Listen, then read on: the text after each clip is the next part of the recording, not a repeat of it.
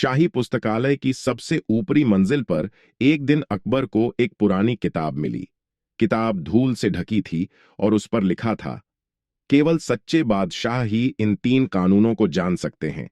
अगर कोई इन्हें तोड़ेगा तो उसका राज्य छिन जाएगा। अकबर हैरान हुए। उन्होंने कभी ऐसे किसी कानून के बारे में नहीं सुना था। किताब में आगे लिखा था, ये 3 अनदेखे कानून राजवंश की आत्मा है। इन्हें सिर्फ सबसे बुद्धिमान दरबारी के जरिए ही उजागर किया जा सकता है। बिना देर किए अकबर ने बीरबल को बुलवाया। बीरबल किताब को पढ़ते ही गंभीर हो गए। उन्होंने कहा, महाराज, ये कोई साधारण ग्रंथ नहीं है। इसमें छिपे हुए 3 रहस्य हैं जिन्हें समझना आसान नहीं, लेकिन राज्य की रक्षा के लिए जरूरी है। अकबर बोले, तो फिर इन्हें खोजो और मुझे बताओ कि ये 3 कानून क्या हैं। बीरबल ने मुस्कुराकर कहा, हर कानून तब दिखता है जब उसे कोई तोड़ता है। मुझे राज्य में घूमकर ऐसे संकेत ढूंढने होंगे जहां ये कानून पहले से टूट रहे हों। अगले ही दिन बीरबल सामान्य वेशभूषा में राजधानी से बाहर निकल पड़े, ताकि वह जनता के बीच रहकर यह जान सकें कि अनदेखे कानून क्या हो सकते हैं। कई दिनों की यात्रा के बाद बीरबल एक गांव पहुंचे जहां राजा के नाम पर अत्याचार हो रहा था। एक अमीर जमींदार रघुनाथ राय गरीबों की जमीन हड़प रहा था और कह रहा था, राजा का हुक्म है। बीरबल ने चुपचाप देखा और समझा, यहां पर कोई कानून नहीं टूटा, बल्कि राजा की छवि का दुरुपयोग हुआ है। उन्होंने अपनी डायरी में लिखा, कानून 1, कोई भी व्यक्ति राजा के नाम का उपयोग किसी गलत काम को सही ठहराने के लिए नहीं कर सकता। यह पहला कानून सामने आ चुका था, लेकिन सवाल यह था, इसके साक्ष्य कैसे जुटाए जाए और बाकी 2 कानून क्या हैं। बीरबल गांव में कुछ दिन रुक गए। उन्होंने वहां के गरीब किसानों से गुप्त रूप में बातचीत की और जाना कि रघुनाथ राय कई वर्षों से शाही फरमान का नाम लेकर जमीनें हड़पता आ रहा है। बीरबल ने योजना बनाई। उन्होंने एक झोपड़ी किराए पर ली और स्वयं को एक पुराना व्यापारी बताया। धीरे धीरे उन्होंने गांव में विश्वास बना लिया। एक दिन रघुनाथ राय के आदमी बीरबल के पास आए और बोले, अगर तुम्हें यहां रहना है तो जमींदार को कर दो, ये राजा का हुक्म है। बीरबल ने मुस्कुराकर कहा, मुझे राजा से मिलने दो। अगर यह वाकई उसका आदेश है तो मैं कुछ नहीं कहूंगा। यह सुनते ही वे आदमी घबरा गए। बीरबल ने इस पूरे प्रकरण को एक व्यापारी के रूप में दरबार भेज दिया, जिसमें सारी घटनाएं विस्तार से लिखी थीं। अकबर को जैसे ही यह झांत हुआ, उन्होंने तुरंत बीरबल को पहचान लिया और खुद गांव पहुंचे। दरबार वहां लगाया गया। रघुनाथ राय को बुलवाया गया। अकबर ने पूछा, क्या तुमने गरीबों की जमीनें लीं, यह कहकर कि यह शाही आदेश है? रघुनाथ राय ने झूठ बोलने की कोशिश की, पर बीरबल ने दस्तावेज और गवाह प्रस्तुत कर दिए। अकबर ने क्रोध में कहा, शाही नाम का दुरुपयोग करना सबसे बड़ा अपराध है। बीरबल आगे बढ़े, महाराज, यही पहला अनदेखा कानून है। कोई भी राजा की छवि का गलत उपयोग नहीं कर सकता। जो ऐसा करे वह जनता और शासन दोनों को धोखा देता है। अकबर ने उसी समय कानून को लिखित रूप में दरबार में घोषित कर दिया और उसे शाही नियमावली में जोड़ा। रघुनाथ राय की जमीन जब्त कर ली गई और उसे आजीवन सेवा के दंड में लगाया गया। बीरबल ने एक वृद्ध किसान से पूछा, अब कैसा लगता है?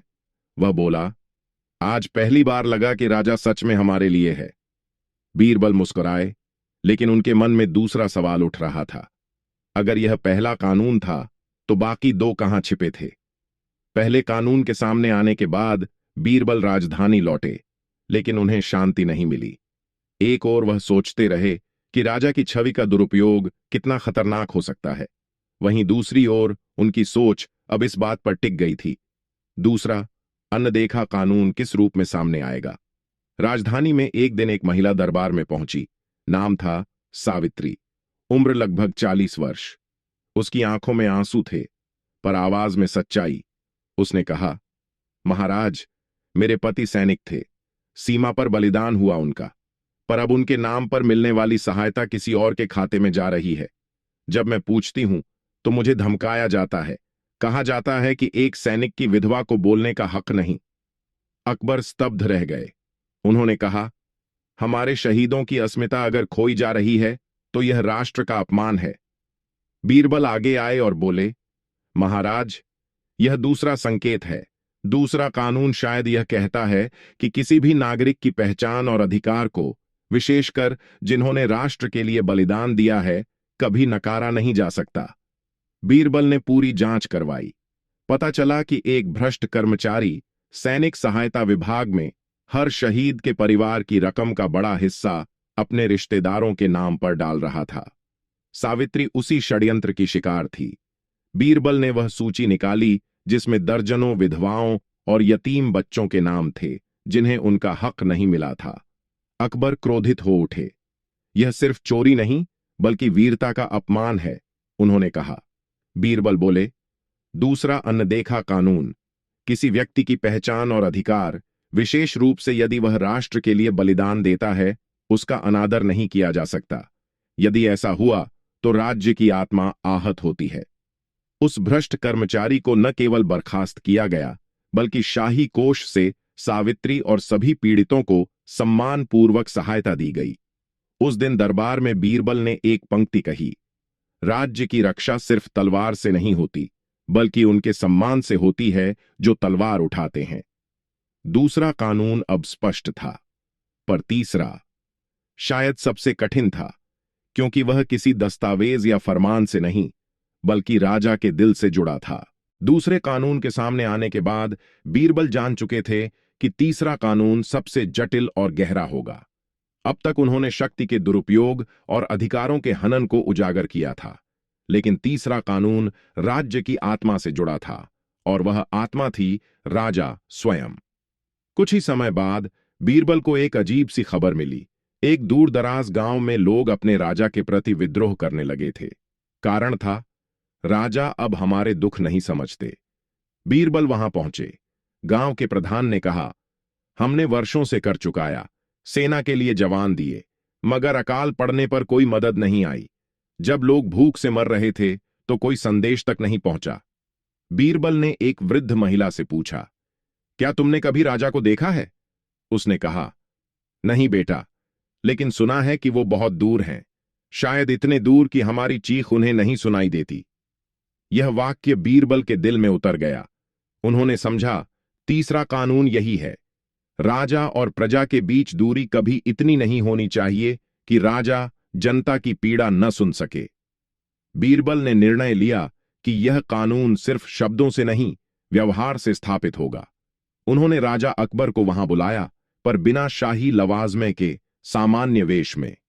अकबर जब गांव पहुंचे तो उन्होंने पहली बार देखा कुपोषित बच्चे, खाली कुएं, टूटे मकान और डर से भरे चेहरे। उन्होंने चुपचाप एक रात गांव में गुजारी, बिना किसी पहचान के। अगली सुबह उन्होंने बीरबल से कहा, मैंने अब देखा और महसूस किया, अगर मेरी प्रजा भूखी है तो मैं राजा कैसे। उसी दिन गांव में एक सभा हुई। अकबर ने जनता से माफी मांगी और घोषणा की, अब से हर 3 महीने में राज्य के अलग अलग क्षेत्रों में दरबार लगाया जाएगा ताकि राजा और प्रजा के बीच संवाद बना रहे। बीरबल ने कहा, तीसरा अनदेखा कानून, जब राजा जनता की आवाज से दूर हो जाए तो राज्य की आत्मा मौन हो जाती है।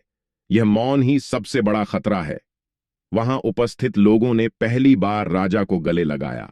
अब तीनों कानून स्पष्ट थे और राज्य को पहले से अधिक मजबूत बना चुके थे, लेकिन बीरबल जानते थे, इन कानूनों को किताब में नहीं, दिलों में जिंदा रखना होगा। राज्य में अब तीनों अनदेखे कानून स्थापित हो चुके थे। अकबर ने बीरबल को दरबार में विशेष सम्मान देते हुए कहा, तुमने मेरी आंखें खोलीं बीरबल। इन कानूनों ने मुझे भी एक सच्चे राजा की परिभाषा सिखा दी। लेकिन बीरबल जानते थे कि परीक्षा अब भी बाकी है। एक शाम एक गुप्त संदेश आया। शाही उत्तराधिकार पर प्रश्न उठाने वाला एक नकली उत्तराधिकारी दरबार में आने वाला है। वह दावा करेगा कि वह ही सच्चा वारिस है। अकबर ने बीरबल से कहा, अगर यह सच है तो इसे शांतिपूर्वक सुलझाना होगा। राज्य को झटका नहीं लगना चाहिए। 2 दिन बाद दरबार में एक युवा व्यक्ति आया, राजसी वस्त्रों में, जिसने दावा किया कि वह अकबर की किसी गुप्त रानी का पुत्र है, जिसे वर्षों पहले गुप्त रखा गया था। उसके पास कुछ दस्तावेज भी थे। दरबार में हलचल मच गई। बीरबल ने उससे तर्कपूर्ण सवाल पूछने शुरू किए। तुम्हारा जन्म कहाँ हुआ? तुम्हारे शिक्षक कौन थे? राजा के कौन कौन से निर्णयों के समय तुम उपस्थित रहे? वह जवाब देता रहा, पर जवाबों में एक असंगति थी।